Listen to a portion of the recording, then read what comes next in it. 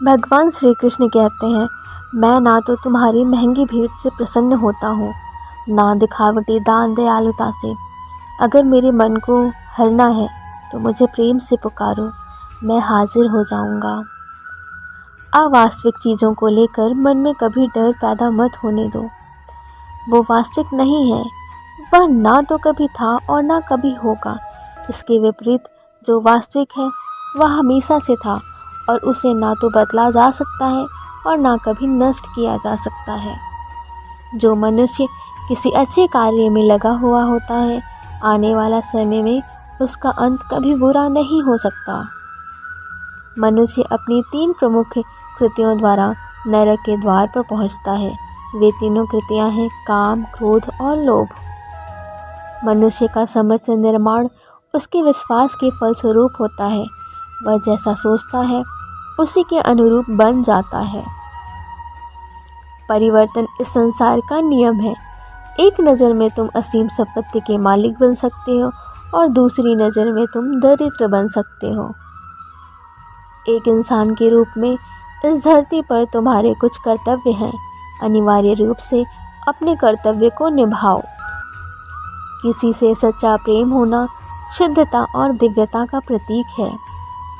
जो कुछ भी हुआ है उसमें तेरा कोई योगदान नहीं, इसलिए तुम्हारी सारी परेशानियां व्यर्थ हैं। हर चीज़ की शुरुआत मुझसे होती है और ख़त्म भी मुझ पर आकर ही होती है। तुम अपने जीवन को सार्थक बना सकते हो, लेकिन इसके लिए तुम्हें मेरी शरण में आना पड़ेगा। अगर तुम्हें मेरी सारी बातें अटपटी लगती हैं तो तुम्हें अपने नज़रिए को बदलने की ज़रूरत है। अभी तुम चीज़ों को उस तरह से नहीं देखते हो जिस तरह से मैं देखता हूँ। अगर एक बार तुमने मुझ पर विश्वास कर लिया तो तुम्हें जीवन में कभी निराश नहीं होना पड़ेगा। एक बार जो मुझ पर विश्वास करता है, मैं उसे कभी नहीं छोड़ता हूँ। जो मेरे भक्तों के साथ धोखा करता है उसके लिए मैं सबसे बड़ा शत्रु हूँ। अगर किसी ने मेरे भक्त को एक बार भी धोखा दिया तो जन्मों जन्मांतर तक मैं उसका उद्धार नहीं करता हूँ। इस देवत्व का सर्वोच्च मैं हूँ। सब कुछ मुझ पर निर्भर है। अगर तुमने मेरे बारे में जान लिया तो तुम्हारा कल्याण निश्चित है। मैं हर दिल को एक मंदिर की तरह देखता हूँ। जो दिल जितना सुंदर होता है, मैं वहाँ उतना अधिक ठहरता हूँ। भगवान श्री कृष्ण के चरण कमल इतने पवित्र हैं कि जो कोई उनकी शरण लेता है तुरंत शुद्ध हो जाता है। इस दुनिया में तुम प्रेम सभी से करो, लेकिन पूर्ण रूप से विश्वास किसी पर मत करो। अगर तुमको भरोसा करना है तो केवल कृष्ण पर करो। मन बड़ा चंचल है, इसलिए अपने मन को स्थिर रखो। उसको कभी व्यथित मत होने दो। आपने जो कुछ भी किया वह आपके साथ एक दाग की तरह चलेगा, इसलिए अपने कर्म में शुद्धि लाओ। बुरे विचार मन को दुखी और परेशान कर सकते हैं, लेकिन जब आप कृष्ण में विश्वास करते हैं तो कृष्ण स्वयं आपकी सब परेशानियां दूर करने लगते हैं। मैंने अभी तक तुम्हारे शरण में आने का प्रस्ताव स्वीकार नहीं किया है, क्योंकि तुमने अभी तक पूर्ण रूप से समर्पण नहीं किया है। जब तुम शुरुआत करोगे तो स्वाभाविक रूप से तुमको सफलता मिल सकती है। कई बार तुमको गिरना भी पड़ सकता है, लेकिन इसका मतलब यह नहीं होना चाहिए कि तुम उस काम को करना छोड़ दो। एक समय आएगा जब तुम परिपूर्ण हो जाओगे और तुम्हारे सभी काम सफल हो जाएंगे। इस काम में मैं हमेशा तुम्हारे साथ खड़ा रहूँगा। मैं तुम्हारे हर छोटे बड़े कर्म में साथ दूंगा। तुम्हारा जो दिल करे उसको करो, लेकिन नम्रता और सरलता के साथ करना, अहंकार के साथ नहीं। कड़े संघर्ष के बाद प्राप्त होने वाला सुख जिसने आपके दुखों का अंत किया है, ऐसे संघर्ष का पहला कदम आपको कड़वे जहर के समान लगता है और अंत में आपको अमृत की प्राप्ति होती है। इस तरह का सुख केवल मन की शांति से प्राप्त हो सकता है। एक उपहार तब शुद्ध होता है जब उसको सच्चे दिल से सही व्यक्ति को सही समय पर दिया जाता है और बदले में कोई दूसरी उम्मीद नहीं करते। इस धरती पर आने के बाद आपका मुख्य उद्देश्य यहाँ से मुक्त होना है। केवल वही मनुष्य मुक्त हो सकता है जो अपने कर्मों में दृढ़ संकल्प के साथ स्थिर है और सुख दुख को समान रूप से सहन करता है। जो मनुष्य अपनी आत्मा की बात सुन सकता है वह मुझसे बात कर सकता है और देख भी सकता है। अपने सभी कर्मों को कृष्ण पर केंद्रित होकर करो। आसक्ति को त्याग दो। सफलता और असफलता को एक समान दृष्टि के साथ देखो, क्योंकि आध्यात्मिकता का अर्थ ही होता है समभाव।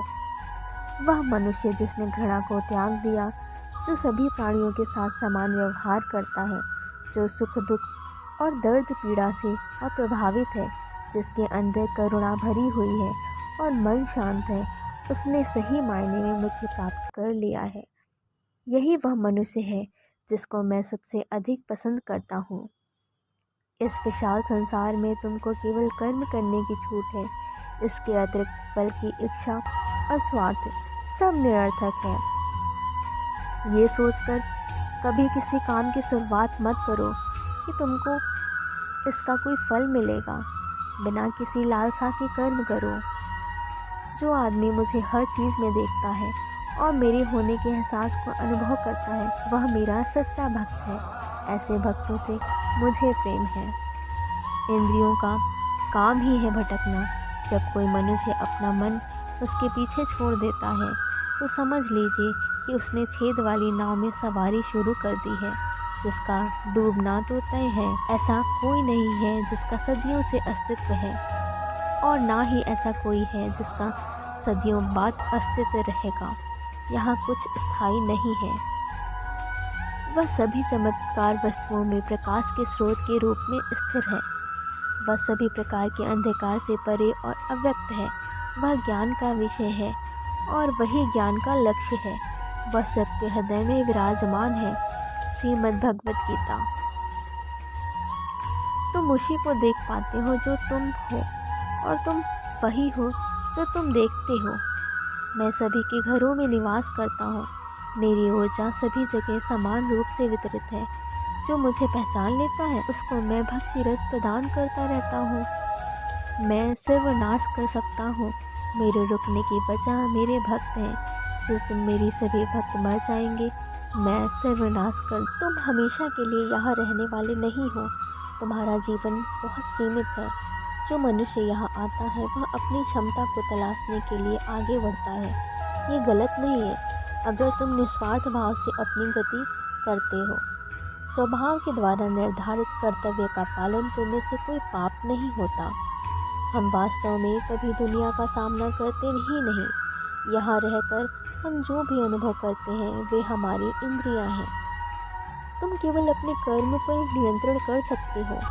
तुम्हारे कर्म के परिणाम का तुम दावा नहीं कर सकते। हारने का डर, असफलता का भय, कर्मों के साथ भावना जोड़ना सफलता की सबसे बड़ी बाधा है। ये विचार मन को अस्थिर कर आपकी क्षमता को लूटता है। स्वार्थ से जुड़े कर्म आपको दुनिया में कैद करते हैं। व्यक्तिगत लाभ के बारे में नहीं सोचें और निस्वार्थ भाव से काम करें। अपनी इच्छा शक्ति से खुद को नया आकार दो। अपने आप को कभी स्व इच्छा से नीचा मत होने दो। बुद्धिमानी तुम्हारी चेतना को एकीकृत करती है और कर्म के फल के प्रति आसक्ति को त्यागने में मदद करती है। दूसरों के सुख दुख पर कोई यदि इस प्रकार प्रतिक्रिया देता है जैसे वे उसके अपने हैं, तो उस व्यक्ति को सच्चा आध्यात्मिक मान सकते हैं। मैं हर समय से यहाँ पर था। ऐसा कोई समय नहीं जब मैं यहाँ नहीं था। मैं समस्त भूत में भी विद्यमान था और समस्त भविष्य में भी विद्यमान रहूँगा। दुनिया का सबसे बड़ा पापी अगर समर्पण के साथ मेरी सच्ची उपासना करे तो मैं उसको भी शुद्ध कर देता हूँ। वे लोग जो केवल कर्म के फल की इच्छा से प्रेरित होते हैं, वे अक्सर दुखी रहते हैं। जब किसी की चेतना एक हो जाती है तो उसकी सारी व्यर्थ चिंताएं पीछे छूट जाती हैं। फिर उसको किसी वजह की चिंता नहीं होती। चाहे चीज़ें अच्छी हो या बुरी, वह सदा एक सा रहता है।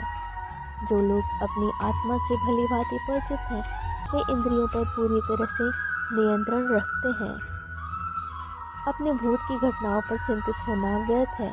तुम ना तो अपने भूत को बदल सकते हो, ना अपने भविष्य की कल्पना कर सकते हो। तुम केवल चिंतित हो सकते हो, जो पूरी तरह से अर्थहीन है। मन को शिक्षित कर मनुष्य अपने सोचने के तरीके बदल सकता है और कोई भी कदम उठाना सीख सकता है। यह योग का केंद्रित सिद्धांत है। दोस्तों आज की वीडियो में बस इतना ही। अगर वीडियो पसंद आई हो तो प्लीज़ मेरे चैनल को लाइक शेयर और सब्सक्राइब ज़रूर करें। Thank you for watching.